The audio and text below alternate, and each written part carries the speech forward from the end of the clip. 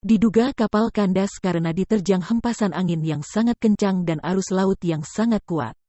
Kapal kandas murni karena ada angin bertiup kencang dan arus laut yang kuat. Kondisi ini menyebabkan kapal sulit bermanuver mencari haluan untuk bersandar, kata Kapten Kapal KM Tidar, Tamrin Sinurat saat diwawancarai tribunambon.com, Selasa, tanggal 27 Juli tahun 2021. Sesaat sebelum kejadian, kata Tamrin, dia mengemudikan kapal dengan kecepatan normal. Saya kemudikan kapal normal, seperti biasa yang saya gunakan, yakni 3 knot, ujar Tamrin.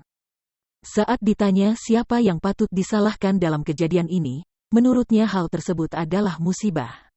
Ada arus terus kapal saya coba bikin ke kiri tidak mau. Saya sudah pernah juga nyandarin di sini. Tapi namanya musibah juga tidak bisa dikendalikan, ucap Tamrin. Tanpa bermaksud menyalahkan siapapun.